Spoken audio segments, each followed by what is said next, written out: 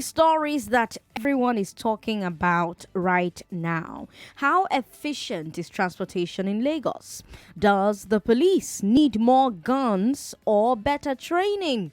Will banning begging and jailing the parents of underage beggars solve the problem? Let's get into these stories as quickly as we can because we have Raleigh Academy at 3:45.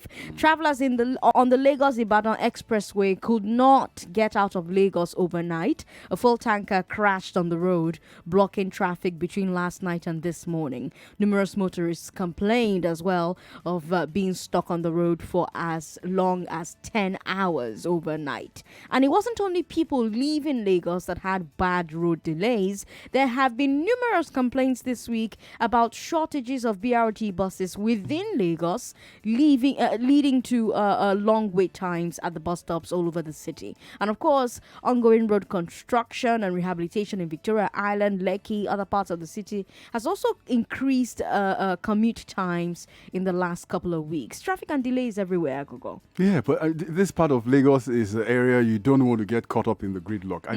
It's happened to be some time that I've been caught up in traffic there. And the truth is that as it gets late into the night, the consequences of not being able to reach your home stares you starkly in the face. I was talking with Godwin Asuko, and this is the route to his place. You know, and he told me the nightmare yesterday that look, there was no way anybody could go past for several hours. You know, and the point you made about the transportation system not being inefficient, and also the point also too about the unsustainability of the road transportation system, where if you say you are heading home and you look at the GPS and say, I will be home at so and so time, it's so improbable that something could happen like a tanker falling. You can't plan your life. Yes, and then to make matters worse is the construction going on with Julius Berger there to free up traffic. Then there's so many people living in the axis of town because as the island and the mainland, the main areas are being congested, people are heading towards Ogun State. So the fear is that I understand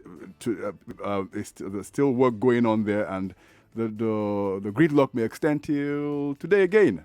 My goodness. And that Lagos-Ibadan Expressway, it gets blocked so easily. Yeah. It's supposed to be one of the busiest routes in the country. So the fact that up until now, government hasn't made sure it is wide enough to handle problems like this. It gets a CB.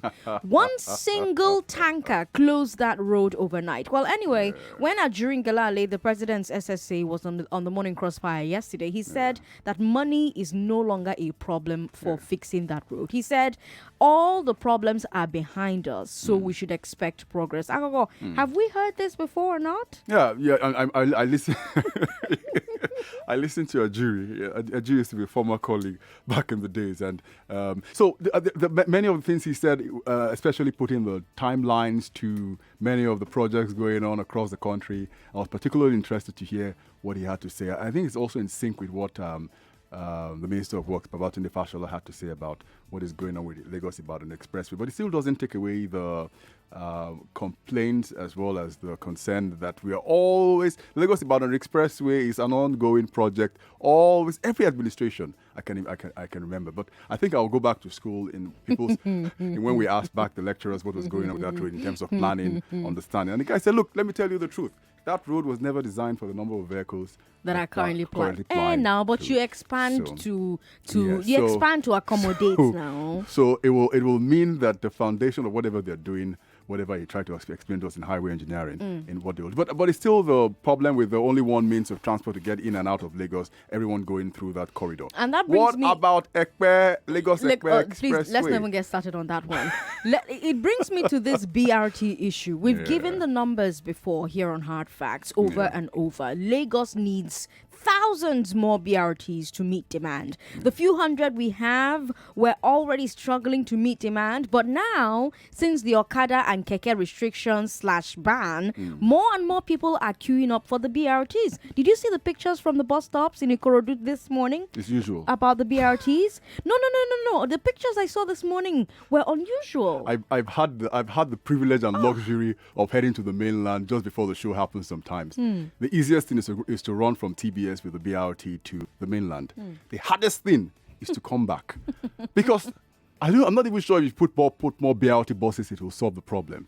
because of the roads we have on presently, we'll need more roads to get the BRTs buses to the BRT to work in the way it should work in an efficient manner. So we had the conversation with the BRT boss the other day, and he was saying that they have only 400 or 500 of those buses. They need like 2,000 for them to work. But he also said even if you have the 2,000, we'll have a problem in moving around because of the circulation in the state. We have very small land area to compensate for the buses that will go through. So again, get the trains working. They did make sense to ban Okada and Keke, given all of these problems, And I had a conversation with somebody who was in Togo recently, and they brought up this issue about the punishment. ban. Yeah, about the ban, that we've used the sledgehammer to hit the guys who we felt.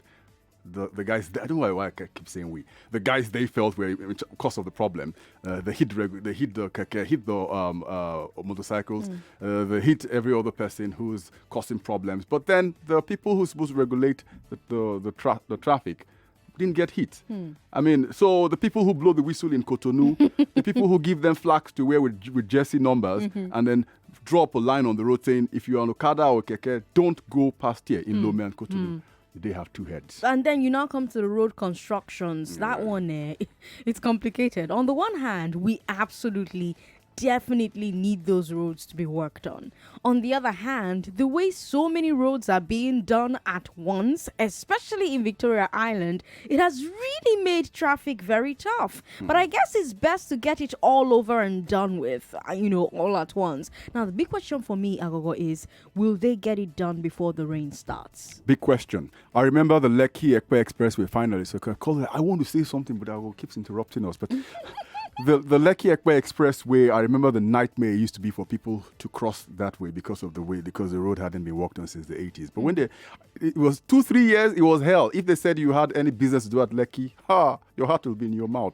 But then I think it was worth the adventure because look at what we have there. If they have that same level of diligence, but then it was with a private partnership, government, private-public partnership that got us what we have at Lekki Expressway today. Even though with all of the criticism and the anger about just what happened there. But if you have that sort of diligence and efficiency happening all across the state, everywhere else, we could get it done. We bear the pains today and enjoy tomorrow. Have you traveled on Lagos-Ibadan Expressway recently? What was your experience? Are you one of those frustrated by the wait for BRTs? Did you have to wait a long time this morning, yesterday morning, this afternoon? Tell us your experience. I like the way you say travel. Back in the day, it was real travel. Today, people live in those places now. They travel from Lagos to work. 01277-0993, 01277-1993, 01277-2993, and 01277-3993. We're streaming this conversation on Facebook, and we're going to come and take your comments right now. Facebook is Nigeria Info 99.3. I say Facebook because WhatsApp is unavailable at the moment. So please don't send WhatsApp messages. Instead, send the messages via Facebook. Facebook, again, Nigeria Info 99.3. Gabriel is our first caller. Hello, Gabriel. Yeah, good afternoon. Good afternoon. Good afternoon. Yeah, Ibadan Express to Yozega is the problem of that road. Okay. Yeah, like that December 25, I spent over 6 hours, 10 minutes just cross that place. How can the solution be the problem? Yeah, they narrowed the road down to just 2 lanes. If there any breakdown, that's the shoulder of the road. If you move down to Shagam, the Shagam diversion to Ibadan, where there are 60 kilometers, give it to ROCC. What they do there, they didn't block the center. They open up 4 lanes, 2 motor in, 2 motor out. If there's an accident that's breakdown, you can give some people 3 lanes to move. You give other people 1 lane to move. Or Beggar is our it's just 40 kilometers. They are there on one place, Jonathan time. Disturbing people, wasting people's time. I'm not reading that original Julius Beggar doing that road. All right. Bola is in Ikoyi. Hello. Yeah, good evening. Good evening. Welcome. Go ahead. Yeah, I work in Lagos. Okay. Which my family is in Ogun State. Wow. I travel to Ogun State every weekend. I come back on Monday morning. But anytime getting to Kara, to be precise, that bridge where they are working on. Yeah. Like this Monday, I spent 4 hours there. And there is alternative route by the side that Julius Vega can clear for people to be moving.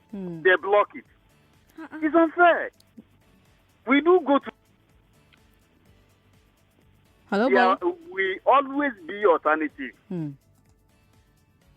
That's quite unfortunate. We've got Martins in Shomolu. Hello, Martins. Sandra, president of Hartford. There's rumor that you two are collecting pension, high pension. If it's true, please stop it. Shaku Maku. Shaku Maku. Hey, Makushi. Yeah, please talk to Sandra, president of Hartford. She's not be collecting high pension like the other governors and others. Okay. Anyway, jokes apart, my challenge is not that they are fixing roads. My challenge is not that they are fixing all the roads all the time. Sandra, we see other clients. At times you travel, you see them fixing roads. In a couple of weeks, days, the road is gone. In Nigeria, small roads like this, look at how long it's taking them to do Lagos-Ibadan Expressway. Since I was a child, they have been doing that road. They will just block road, dig the hole, you leave it for a couple of weeks, come back, do small things. I remember during Ambo Day, the road from airport through Apapa, they said it was going to finish last 2 years, December. I remember. If you remember, they'll just give us deadlines and we don't hold them to ransom. What these roads they are doing, if they are serious, it won't take time. Trust me. If it was this slow to repair on Lagos-Ibadan Expressway, it would have taken forever to build the Third Milan Bridge. The thing is that these people are just making mockery of us.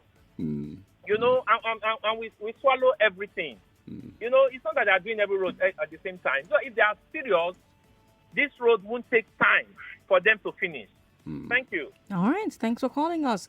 Olufemi is in Ishaga. Hello, Olufemi. Good afternoon, ma'am. Good afternoon. Yes, ma'am. I really appreciate you for what you're doing. Pray that God will keep blessing you, Thank you. giving you wisdom. This has been something that I don't really know how to explain. And it seems that our governments are not just, I don't know whether they apply the rules or whether they have the particular time they apply the rules and they have given order that the road should be clear. But I'm sure if they apply the rules at this particular moment of time, they would have done something. I mean, the fact is whatever they are doing. Attached to that road, sometimes last week, I had to, should I use the word sleep on the road? Because I got to Vega around 2:02, and I ran out of fuel. So I couldn't get fuel. I was fortunate to get a vehicle that would take me to Aghogho. Around some minutes past 2. In the morning, a.m., I got to Aghogho. I actually went, myself and one other guy, we went to the police station just to stay there around that time. You wouldn't believe that these people sent us away. They asked us, we told them what happened. That we actually, we got trapped up in the traffic. That happened to be the reason why I showed them my identity card. And still, they told us that it is not possible for us to stay with them. We should go and stay at the park. They still there till around 4:30 before I could get a vehicle that will convey me down to my environment. The government should please help us. God bless you, ma'am. All right, bless you as well, Femi. Thank you so much for calling to share your thoughts. We'll move on to our second story, but you can still call and share your thoughts on the first story. Our second story moves us from Lagos to Ogun State. Stay right here. Stay right here on the Big Three on 99.3 Cherry Info.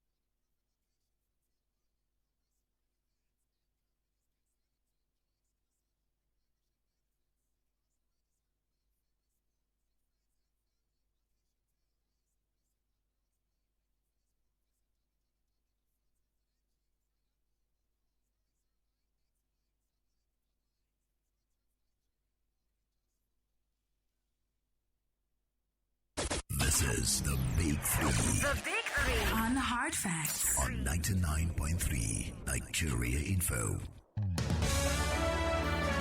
On the Big Three today, we told you that more Lagosians are complaining about getting around in Lagos, and police scraps Zonal Intervention Squad in Ogun State over Kaka's death. That's where we're moving to now. Thankfully, we're not going by road to Ogun State. The Inspector General of Police scrapped the Ogun State Zonal Intervention Squad, ZIS. This is in response to the killing of Remo Stars footballer Kazim Tiamiyu, known as Kaka, by members of the Special Armed Robbery Squad, SARS, under the ZIS. The decision was disclosed by the DIG in charge of the Criminal Investigation Division, CID, while paying a condolence visit to Tiamiyu's parents. The DIG has also said the Nigerian police needs 250,000 more rifles and other equipment if it is to do its job.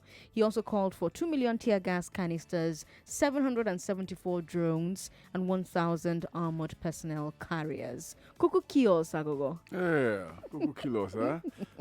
This is almost like a lot of reactions I've been seeing on social media. I've been getting offline. Is doing things in reverse. You know, the flack that the governor got for, so maybe some of these things had been done right after it happened. He had called a press conference or some statement condemning what had happened, issued a fine. The IG had come and then said that this was disbanded. Maybe all of that would have prevented those protests, those ugly protests from happening. But I don't know what to say, whether if you go 2-3 months down the line or a year later, whether this same incident won't replay. Maybe there's got to be a playbook saying when you have this sort of things play, even though we wish they don't happen anymore, but this is what public officers and the police should be doing in trying to calm the nerves. I've seen many of the videos of, the parents of the boy and his family have been in a terrible place. And to imagine hearing some of those things that were said, people probably would just sit back and say, what is going on here? No sympathy in the way it was said and all of that. If maybe all of that had happened before the governor had put out that statement warning people, saying this and that, probably wouldn't have seen any of those things happen. And it's back to the question, the officer who's been dismissed and all of that, or is there a review going to be done? Will they make public the findings saying this is what has happened and this is what we're going to do going forward, and say that the officer who was found culpable in the death of the footballs in Kaka's death will be charged to court for what he's done, So many questions left unanswered, but once again, it's sad how this public relations nightmare could have been avoided. And it's like you said, that's really the big question, isn't it?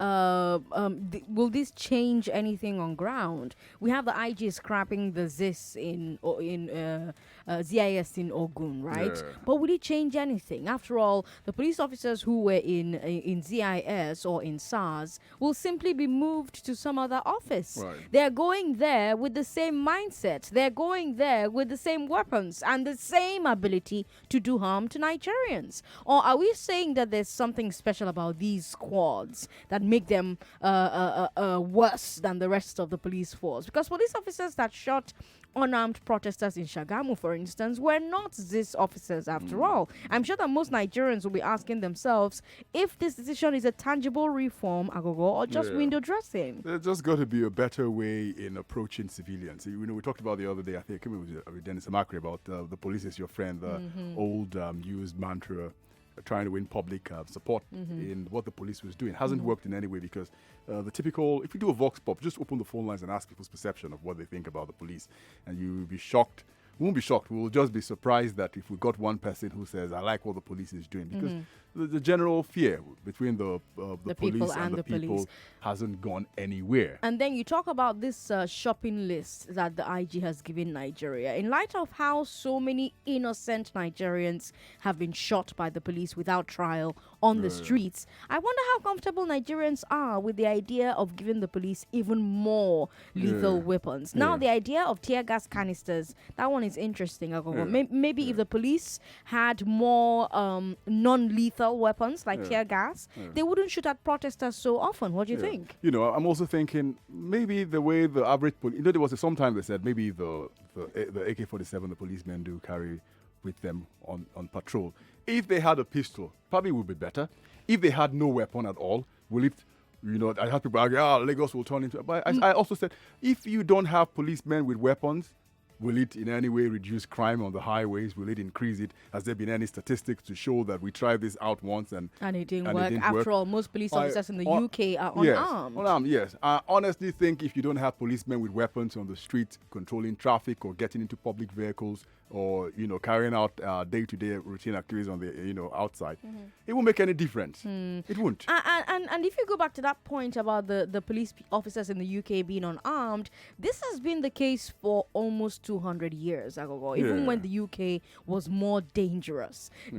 There's a case to be made that if the police had better training, they would only need weapons for the worst case scenarios. And we wonder what you think. Do you think the police needs more guns? What do you think about the decision to scrap ZIS in Ogun State? Do you think it's going to solve the problem? 01277 0993 1993 2993 and 3993. Hello, thanks for calling us.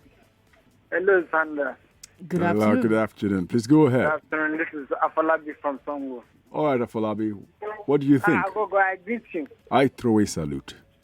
They are cleaners in this country. They want to kill all the youth.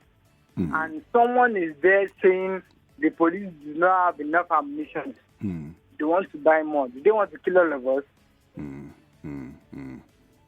Look at it from this side again. All those policemen that have been arrested for killing innocent citizens, what have they done to them? We never heard anything about anybody anymore. The theory wheels of justice grinds very slowly. So most of those cases caught for a number of years now. Okay. But if that is how Messi has been killed in Argentina, that is how Cristiano Ronaldo has been killed in Portugal by Portuguese police. If that is how the real Kaka has been killed in Brazil by the Brazilian police, no one will be proud to bear that name. Thank you very much. Thank you, Afolabi, for calling us. Ademola is in Lekki. Hello, Ademola.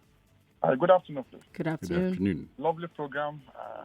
Thank you. Of Hartford and Deputy President. Good afternoon. Good afternoon. Go ahead. Please, my first comment will go to the unbundling of the Lagos traffic situation. I would have suggested, from my experience, let me give an example.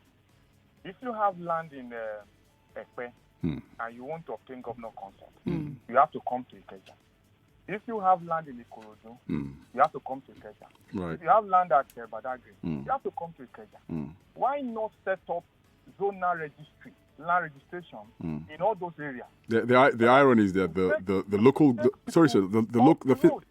physical planning authorities at local government should be doing that, but unfortunately they don't have the power.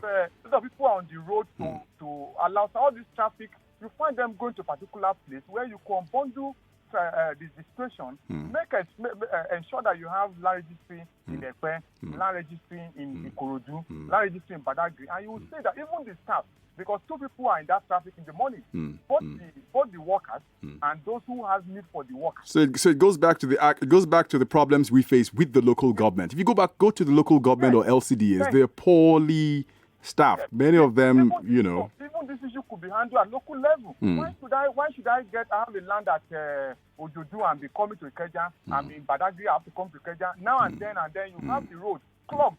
So a lot of then on the issue of this police problem, my own view is that the first thing they would do is that whenever a police officer the first thing they will do is orderly room trial, and if he's found guilty, they will dismiss him, and then it is then that the criminal charge of murder or attempted discharge or whatever, manslaughter, then anything. be taken. So the fact that he was dismissed does not mean he's been left alone that very way. I enjoy your program. Thank you very much. Thank you very much. Very lovely to listen to you guys. All right. Thanks for calling us today. The parents and guardian of any child found begging in Kano State will face the full wrath of the law. This is the order coming from the state governor, Ibrahim Ganduje. Ganduje said the state has now consolidated free basic education for all children, and therefore there's no excuse for anyone to keep their children out of school, least of all having them begging in the streets. Aghogho, I talked about children begging on the streets on the Big Hard Fact last week, and one of the major questions that I asked the listeners was, when government arrests the parents who put their kids on the streets, where does government keep the children? Does government have the capacity to keep all those children in foster care? Weak question. This morning I was listening to the Morning Crossfire, which incidentally did focus on the Kano situation and the Amalgiri. It had a big debate whether it had any religious leanings and all of that. So it's very good. But anytime I say the word ban, my mind goes like, oh, we're trying to look for a shortcut to a problem, right? Because in the end, the banning still doesn't deal with the primary problem, which is underdevelopment going on in most major cities, not just in Kano. Several of the northwestern states, even big cities like Lagos, you'll be amazed at the numbers of children who are not going to school, which is the direct implication of what they're trying to address. I hope people aren't thinking that the begging is the problem. The problem is that these children aren't getting proper education and eventually cause problems, not just for themselves, but also for them. But so, enforcement, how do you enforce this sort of thing? How do you change people's mindset, the parents also too, about what is going on with the children and the rest of them? And for some background, before Governor Ganduje gave this directive, he put two things in place. First, he hired 7,500 new volunteer teachers under a program called Better Education Service Delivery for All, BESDA. In fact, it was the launch of BESDA that it was at the launch that he made the declaration. And the World Bank is paying the teachers' salaries and also paying for their training.